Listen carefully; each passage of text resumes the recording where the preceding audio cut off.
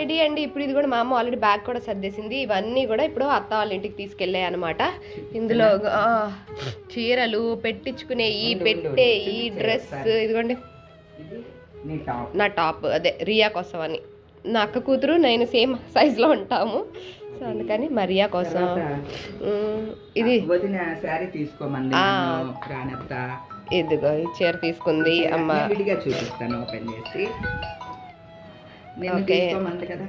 నేను ఇది తీసుకున్నాను. ఇది మా ఇద్దరికి పెట్టించుకునే చీరలో. అత్తకేమో ఇదిగో ఇది అమ్మ అత్త కోసం పెట్టేది. ఇది కూడా తీసుకెళ్తున్నాను, వదినకి నచ్చితే ఇది ఇస్తాను అనమాట. ఓకే, ఇవి రెండునేమో వదిన కోసం తీసుకెళ్తున్నాను.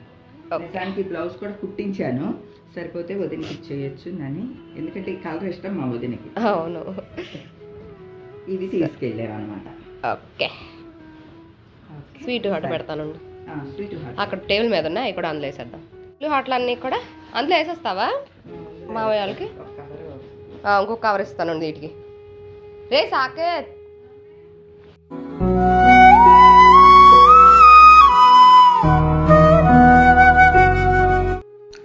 మనం అందరం ఆనందంగా ఎగురుకుంటూ, ఏదో రెక్కలు వచ్చినట్టు ఎగురుకుంటూ వెళ్ళే ఇల్లు ఒకటి ఉంటుందండి. అదే మన పుట్టిల్లండి. పుట్టింటికి మించిన గొప్ప ఇల్లు మనకెక్కడ ప్రపంచంలో కనపడదండి, దొరకదండి. ఎందుకంటే పుట్టింటితో మన జ్ఞాపకాలు, గత స్మృతులు అన్నీ కూడా పెనవేసుకుని ఉంటాయండి. అన్నిటికీ మించి మన చిన్ననాటి సంగతులు అన్నీ కూడా గుర్తుకొస్తూ ఉంటాయి అన్నమాట. అవన్నీ కాకపోయినా అండి, మనం కష్టం సుఖం మనసు విప్పి మాట్లాడుకునేది, షేర్ చేసుకునేది మన పుట్టింటి వారితోనే. ఈరోజు నేను సంధ్య ఇద్దరం కలిసి మా పుట్టింటికి వెళ్తున్నామండి. మీ అందరికీ తెలుసు కదా, మా అన్నయ్య వదిన వాళ్ళు హైదరాబాద్లోనే ఉంటారు, ఎల్బీ నగర్లో ఉంటారండి అన్నయ్య వాళ్ళు. ఈరోజు సంజు నేను ఇద్దరం కలిసి అన్నయ్య వాళ్ళ ఇంటికి బయలుదేరామన్నమాట అండి. పిల్లలకేమో ఎగ్జామ్స్, శ్రీధర్ గారికి ఆఫీసు ఉంటుంది కదా, ఆయన బిజీగా ఉన్నారు. సో మేమిద్దరమే బయలుదేరామన్నమాట అండి. మా అన్నయ్య కూతురికి కూడా ఫోన్ చేశాము. ఇదిగోండి నా మేనకోడలు రజిత. నిజానికి రజిత కూడా వర్కింగ్ అనమాట అండి. పిల్లల ఎగ్జామ్స్ ఉందని చెప్పి తను లీవ్ పెట్టుకుని ఇంట్లో ఉందట. సరే వాళ్ళ ఎగ్జామ్కి వెళ్ళారు కదా, నేను వస్తానక్క అని చెప్పి ఆన్ ది వేలో మాతో పాటు జాయిన్ అయ్యింది. ముగ్గురం కలిసి అన్నయ్య వాళ్ళ ఇంటికి వెళ్తున్నాం అనమాట అండి. అంటే రజిత పుట్టింటికి వెళ్తుంది, నేను నా పుట్టింటికి వెళ్తున్నాను. మా అన్నయ్య వాళ్ళు ఎల్బీ నగర్లో ఉంటారండి. ఈ ఏరియానే అన్నయ్య వాళ్ళు ఉండేది. అట్లానే అమ్మ నాన్న ఉన్నప్పుడే ఈ హౌస్ తీసుకున్నారనమాట అండి. అమ్మ నాన్న ఉన్నంతకాలం ఇక్కడే ఉండేవారు కదండి. అంటే మచిలీపట్నం నా పుట్టిల్లు అయినా సరే, ఇక పెద్ద వయసు వచ్చిన తర్వాత అన్నయ్య దగ్గరికి వచ్చేసారు అమ్మ నాన్న కూడా. మాకు పుట్టిల్లు అంటే ఇక హైదరాబాదే అనమాట అండి. ఇదిగోండి ఇంటి ముందు ఇట్లా పలక మీద అమ్మ పేరు నాన్న పేరు రాసి ఉంటుందన్నమాట అండి. ఇక్కడికి రాగానే అమ్మ నాన్న దగ్గరికి వచ్చాము అన్న ఫీలింగే కలుగుతుందండి. ఇగో మేము రాగానే మా వదిన అప్పటికే మా కోసం వెయిట్ చేస్తూ ఉన్నదనమాట అండి. మేము వస్తూ ఉందని చెప్పి మార్నింగ్ నుంచి ఎదురు చూస్తూ ఉన్నారంటండి. నా మేనల్లుడు కూడా ఆఫీస్కి వెళ్లకుండా ఎదురు చూస్తూ ఉన్నాడంట. మేము వచ్చిన తర్వాత మమ్మల్ని కలిసిన తర్వాత అప్పుడు ఆఫీస్కి వెళ్తాను అని చెప్పి. కానీ కొద్దిగా లేట్ అయిందనమాట. నా మేనకోడలు రావటం ఆలస్యమైందండి. సో మేము వచ్చేసరికి లేట్ అయ్యింది.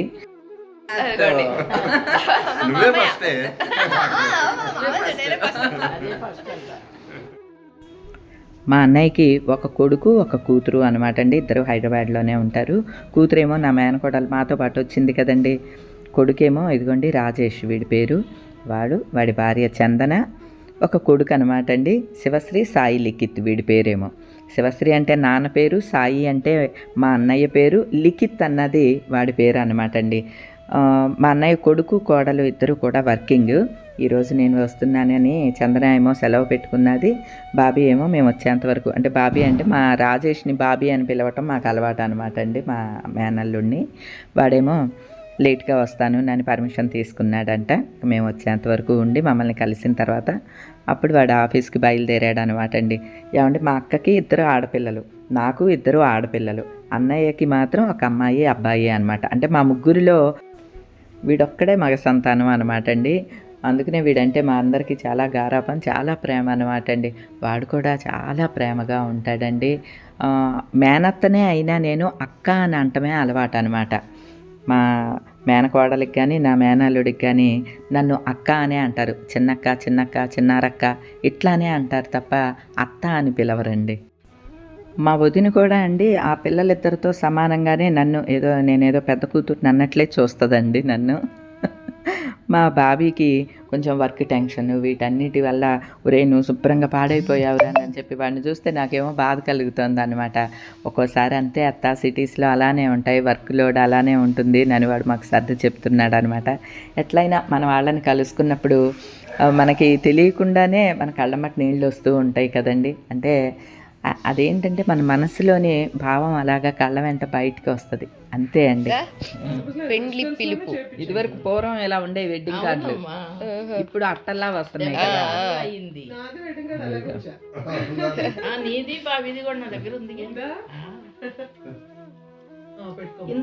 ఇప్పుడు 76 ఇదిగా జనవరి 76లో అయింది. ఇదిగో 76.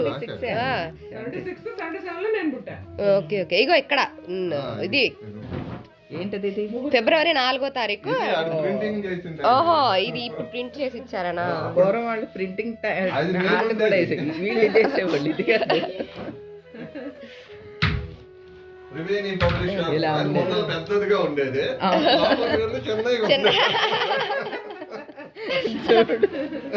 నిజమే. గోల్డెన్ జూబ్లీ మీదే. ఎవరిదంటే రాజా చేద్దాం రాజా. చూడండి ఎక్కడికి వచ్చిన ప్రదర్శన, కొత్త ఏం కొనుక్కున్నారు ఇక్కడ ప్రదర్శించాలి.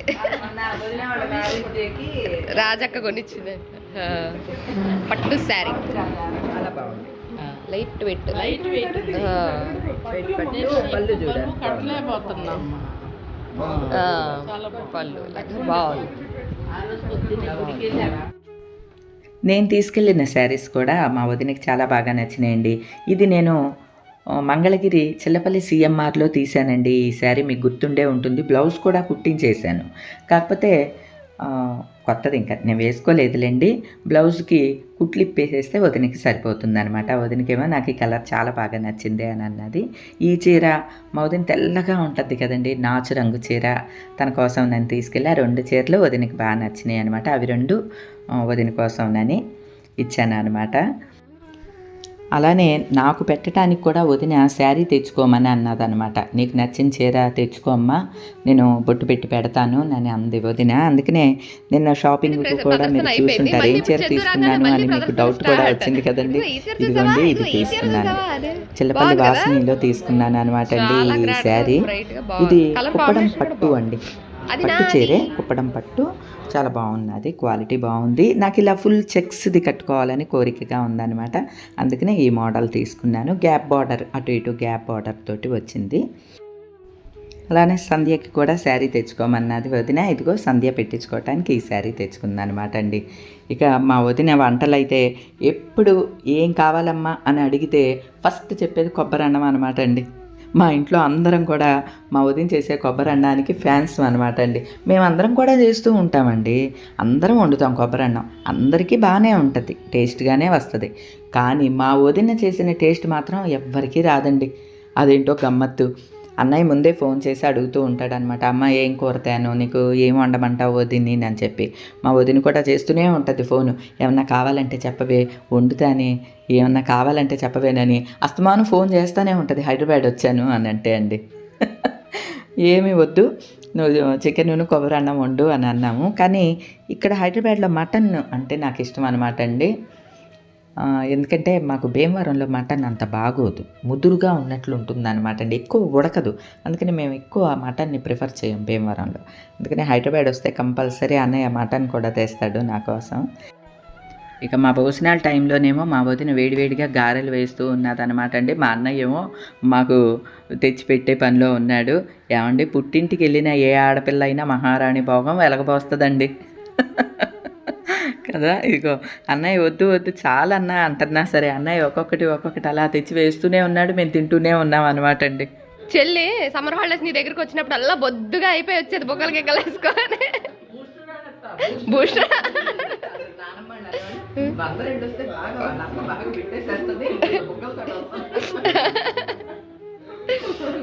అయ్యే లోపల రానత్త గారెలు వేసుకొచ్చిందా?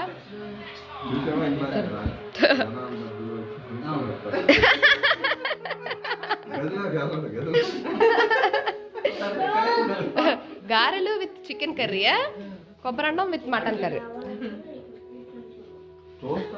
కావాలంటే ఇక్కడ కూర్చొని చూడంట.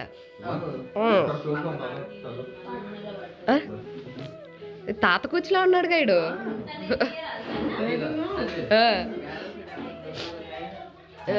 మరి రానత్తా మజాక.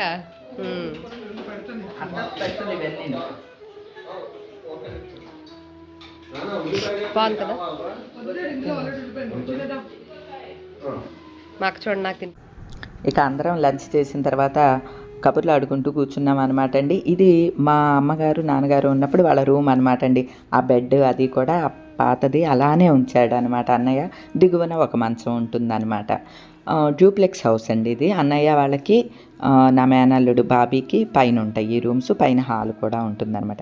మేము ఎవరం వచ్చినా సరే ఇక్కడే ఇక ఈ మంచం మీద పడుకుంటే ఏదో అమ్మా నాన్న దగ్గర ఉన్నట్లుగా అలా అనిపిస్తుంది అనమాట. అన్నయ్య కూడా మేమంటే చాలా ప్రేమ అనమాట అండి మా అన్నయ్యకి. నేను బాగా ఇబ్బందులు పడేటప్పుడు అసలు ఒకసారి అయితే తను మా అన్నయ్యకి పెద్ద భక్తి కూడా ఉండదండి. దండం పెట్టేసుకుని మొక్కేసుకున్నాడంట, నేను నడిచి ఎక్కుతాను కొండ తిరుపతి అని చెప్పి. మా అన్నయ్యకి అసలు భక్తే ఉండదు, అలాంటిది నా గురించి నడిచి వస్తాను అని మొక్కేసుకున్నాడండి తిరుపతికి. అంటే నా ఇబ్బందులు అవి చూడలేకనమాట అల్లల్లాడిపోయేవాడు అనమాట అండి. ఎలా అయినా తోడబుట్టిన వాళ్ళ ప్రేమ వేరెవ్వరికీ రాదు కదండి. అంటే రక్త సొరుసు అంటారు కదా, ఆ రక్త సొరుసులో ఉండే ప్రేమ అండి అది. మా వదినేది అనుకుంటున్నారా? మా చిన్న వచ్చింది అని మొత్తం వాళ్ళ ఫ్రెండ్స్ అందరికీ చెప్పేస్తోందండి. మా వదినకి మొత్తం చుట్టుపక్కల అందరూ ఫ్రెండ్సే అండి. ఫ్రెండ్స్ అనే కన్నా మా వదిన అందరికీ కూడా ఒక పెద్దగా ఒక అమ్మలాగా ఉంటుంది అనమాట అండి. మంచి చెడు అన్నీ చెప్తూ ఉంటుంది. అమ్మ నాన్న ఉన్నప్పుడు మా అమ్మగారి దగ్గర ఎక్కువగా వస్తూ ఉండేవాళ్ళు అనమాట వీళ్ళందరూ. అందరి ఆల్మోస్ట్ ఓన్ హౌస్లేనండి ఇక్కడ అన్నీ కూడాని. అందరూ కూడా వదినంటే చాలా ప్రేమగా ఉంటారు. అంతే ప్రేమగా మా పట్ల కూడా ఉంటారు. వీళ్ళందరూ ప్రతిరోజు మా వీడియోస్ చూస్తారంటండి. ఇంతకీ మా వదిన చూడదు. మా వదినకి చిన్న ఎర్ర బటను పచ్చ బటను ఉన్న ఫోన్ మాత్రమే అలవాటు అనమాట అండి. ఇంకేమీ తెలీదు. అన్నయ్య చూస్తాడు వీడియోస్. ఇంటి దగ్గర వాళ్ళు చెప్తారంట, ఈవేళ మీ ఆడపడుచు ఈ వీడియో పెట్టిందండి నేను చెప్తే మళ్ళీ వచ్చి సాయి ఏం పెట్టింది సాయి అంటే మా అన్నయ్య అనమాట అండి. వాళ్ళిద్దరూ బావా మరదళ్ళే, మా అన్నయ్య వదిన ఇద్దరు పేర్లు పెట్టే పిలుచుకుంటారండి. సాయి అంటూ ఉంటుంది. అంటే చిన్నప్పటి నుంచి వాళ్ళకి అలా అలవాటు అనమాట అండి. అన్నయ్యని అడిగితే అప్పుడు చెప్తాడంట ఈ వీడియో పెట్టిందని అన్నయ్య చూపిస్తాడంటండి. ఈ బొడ్డోడు ఉన్నాడు చూడండి, వీడేమో మన సబ్స్క్రైబర్ అండి. అమ్మమ్మ వచ్చినప్పుడు నేను ఫోటో దిగాలి అని చెప్పాడంట. మా వదిన చెప్పిందనమాట, ఒరే మీ అమ్మమ్మ వచ్చిందిరా ఈవేళ అంటే వాడు ఫోటో దిగటానికి వచ్చాడండి. ఏమంటే ఇంత చిన్న చిన్న పిల్లలు కూడా మన ఫ్యామిలీ మెంబర్స్గా ఉండటం మాత్రం నాకు చాలా హ్యాపీగా అనిపిస్తుందండి.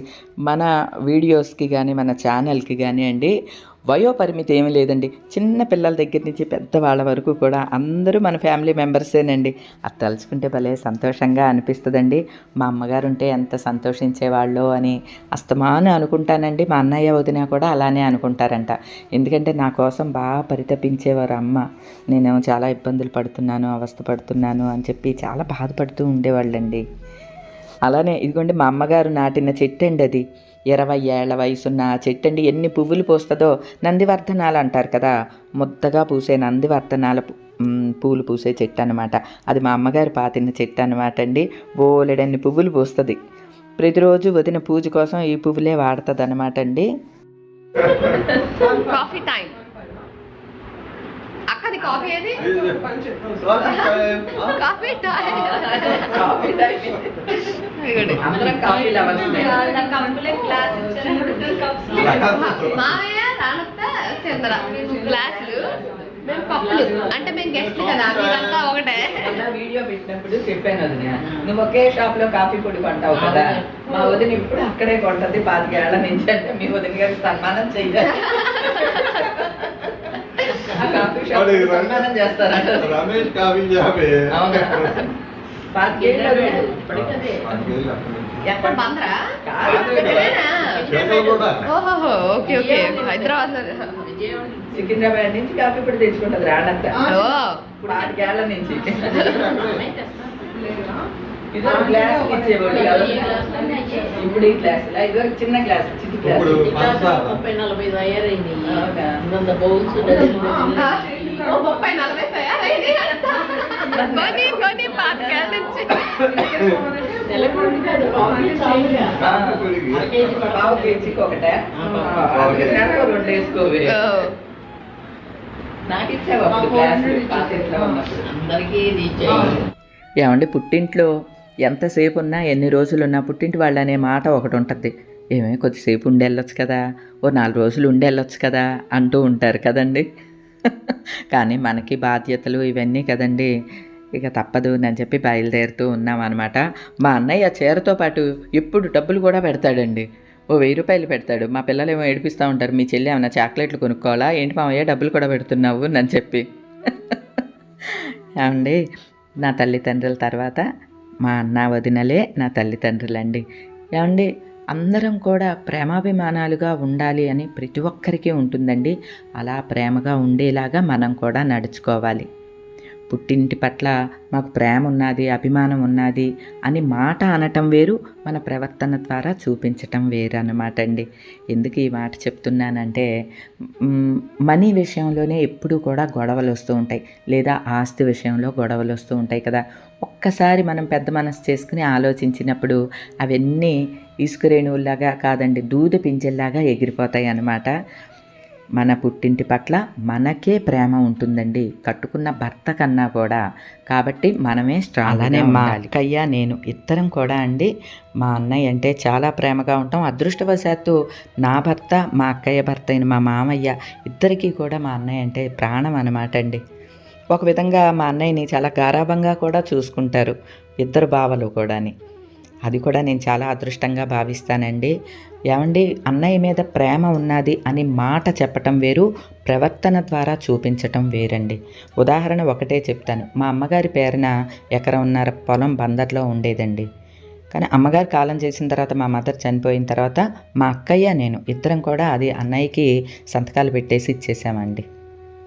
ఎందుకు చెప్తున్నానంటే, అన్నయ్య అంటే ప్రేమ ఉంది కానీ ఆస్తి కూడా కావాలి అని గొడవలు పడుతూ, ఎందుకంటే ఇప్పుడు ఆస్తి రేట్లు అవి పెరిగిపోయేసరికి అది కూడా కారణం అవుతుందండి.